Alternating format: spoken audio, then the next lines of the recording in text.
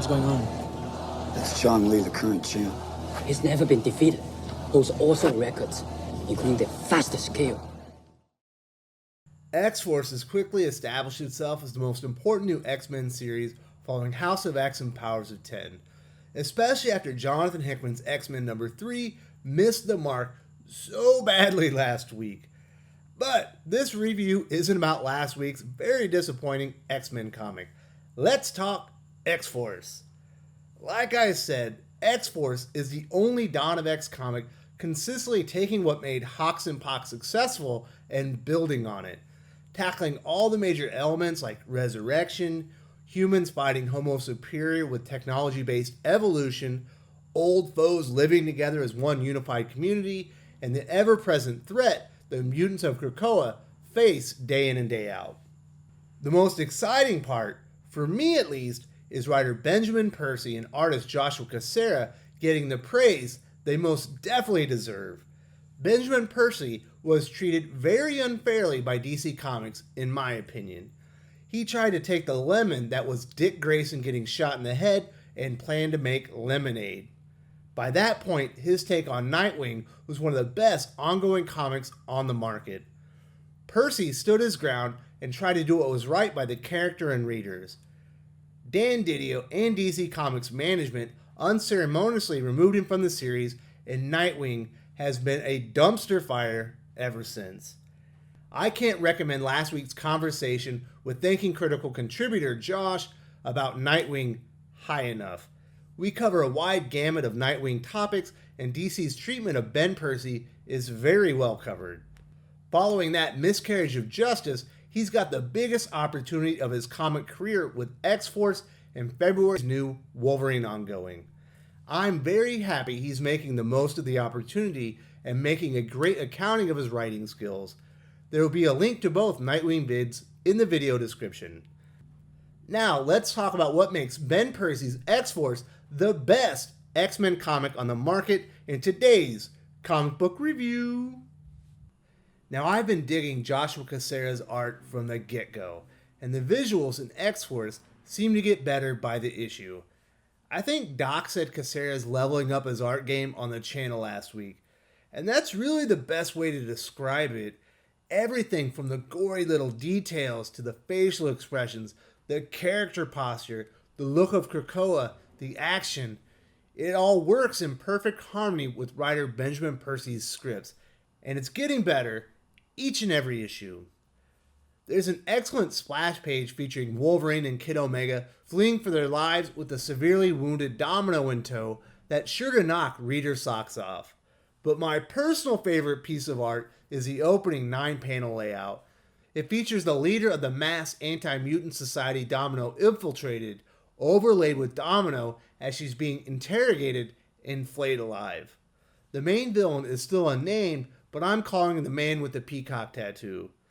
He talks about how humans use microscopes and skis to compensate for their natural weaknesses, which is a very basic version of one of the key themes started in Hox and Pox. Humans using technology to evolve themselves past their natural limitations. And he planned to use Domino's own skin to allow the Reavers, or maybe not the Reavers, I guess that's still up in the air at this point, he's going to use her skin as a key for them to infiltrate Krakoa.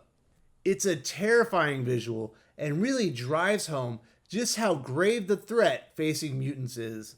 This anti-mutant council are designing super soldiers with knives grown in their forearms and plastic explosives in their teeth, and even worse, as we later discover. And they're flaying a mutant alive to graft her skin on them. Joshua Cassara captures just how evil these people are and drives home the torment Domino has been put through in captivity. He really hit a home run with this opening page, in my opinion. It leaves a huge impression. I've said from day one, I love the visuals in X-Force. I rate the art 4.5 out of 5. I personally don't think most of the Dawn of X writers are using the white pages effectively. Ben Percy's X-Force white pages have been very effective to this point.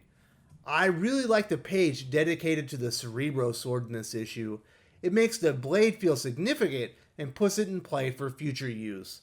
And if you're following Percy and Cassara on Twitter, it sounds like they have some really cool plans for it.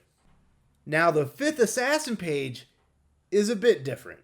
In the story, there's one surviving member of the infiltration force that assassinated Charles. We see a hand move over his mouth, and it's clear that someone, perhaps even a Krakoan spy, murders him. And the fifth assassin white page fills in the blanks after that. All 5 deceased bodies self-destruct, becoming organic IEDs of sorts. The blast kills Healer, who's going to be very necessary to repair Domino when she returns. I don't know, this feels like something that should have been shown and not told. I don't like characters dying off panel, even if Healer isn't a major part of the story yet. Most definitely not the worst use of a white page thus far, but I think showing the event would have been much more effective. In issue 2, Percy did a good job of building suspense for the attempted resurrection of Charles that occurs in this issue, but that plotline is somewhat abandoned here. Marvel Girl doesn't seem the least bit uncertain about her ability to return Charles' soul to his newly rebuilt husk, which honestly didn't feel like a finished character arc for her or Beast, but what he does do with the characters in this issue is address some questions I and many other X-Men readers have since mutant resurrection became a real thing in Hox and Pox. Beast asks Jean, will we become recklessly assured? Shouldn't we have a healthy fear of death? Honestly, she starts talking about some nonsense about playing in cemeteries as a kid that I don't really think hits like it was intended to, but her dialogue eventually gets on track. Marvel Girl says, I died more times than anyone can keep track of, and maybe that's in part because I learned from a very early age that death wasn't something to fear. I applaud Percy for pointing out that mutant resurrection isn't necessarily a new phenomenon. A lot of X-Men, Jean, Scott, Charles, Logan, have been resurrected numerous times in the past. The ability to do it at scale with a refined process is definitely new, but resurrection isn't something that really should scare these characters. It's kind of old hat at this point. Later, Beast responds, you're suggesting that death, or the fear of it rather, makes people selfish. I suppose it doesn't encourage generosity or bravery. I like that Beast is trying to approach the subject from a scientific perspective.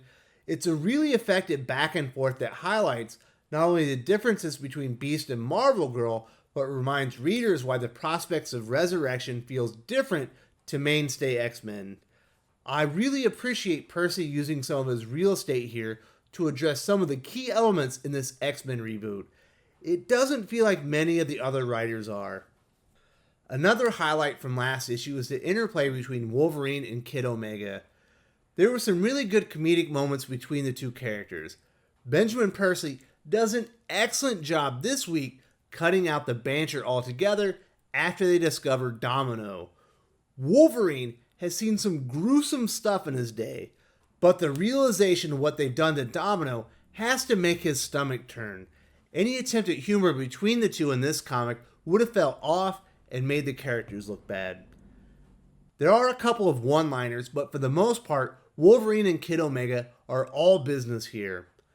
I hope Percy pairs the two together again in the future for some more of the funny interplay, but when push comes to shove, they're a very effective team based on their experience and individual powers. As much as I really do like this issue of X-Force, I do find the resurrection of Professor X disappointing. In the previous issue, Marvel Girl and Beast made a pretty big deal of her never placing a soul back into a husk before. To me, it felt like Charles' resurrection was going to be set up as a big deal. Something was going to go wrong. Maybe it was too much strain on Jean. Maybe she does the process wrong. It ended up being rather anticlimactic. Reporters are questioning Eric about the assassination of Charles, and he walks through the portal. There are some important implications here. Some people will know mutants are resurrecting or cloning themselves now. But this feels like a wasted opportunity to explore the ramifications of resurrection even further. Of course, something could have happened, but he seems like the exact same Charles as before he was murdered. so it appears Jean's mission is a complete success. It's fine, but based on the cover and the lead up to the issue, I was expecting something a bit more substantial to come from all this. The final scenes of the comic are really crucial. Professor X meets with Magneto, Domino, Kid Omega, Wolverine, Beast, Marvel Girl, and Sage in secret behind a waterfall. Charles decides mutants need a response force after the infiltration of Krakoa.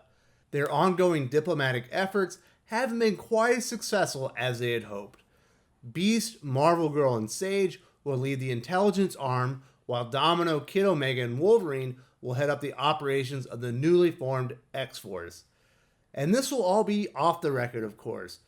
Charles and Eric will claim no knowledge or responsibility for their actions. At the same time, the man with the peacock tattoo addresses his masked council. He says he'll funnel money into xenophobic gangs, churches, think tanks. We'll build an army of dummy accounts and chat groups online. We'll create every manner of disruption and dissonance. And we finally learn the name of the organization that murdered Charles and other mutants on Krakoa, Xeno. A little too on the money for my taste, but Percy is really hitting on all cylinders with this series, so I'm not going to worry about it too much. This is probably the weakest of the 3 X-Force issues so far, but it's still quite excellent. I rate the characterization 4.5 out of 5. I didn't really like the healer's death happening on a white page, and Charles' resurrection felt a bit anticlimactic, so I rate the plot 4 out of 5. X-Force continues as the very best X-Men series so far. It has the best art and storytelling in my book. There are a couple missteps this week, but for the most part, this is an excellent comic book. I rate it 4.5 out of 5 overall, and I highly recommend X-Force number 3. I'm not too excited about another issue coming out next week, especially if it leads to a fill-in artist for Joshua Cassara in the future. I think Marvel might be going too hard and fast with Dawn of X. I would much prefer monthly releases with consistent art teams. Be sure to tune into the channel tomorrow. Skip and Tosh and I will talk Symbiote Spider-Man Alien Reality on Outside the Bleed and the Ghostbusters and Wonder Woman 1984 trailers on Geekspan. Thank you so much for joining me today. If you enjoyed this video, please give it a like. I would appreciate it very much. It helps us attract more views for the channel. Subscribe for future commentary, comic book news, and reviews. And don't forget to ring the bell for notifications. If you want to talk comics, movies, and much, much more, you can follow me on Twitter at Wes_from_TC. With that, Salamat Po, and I'm out.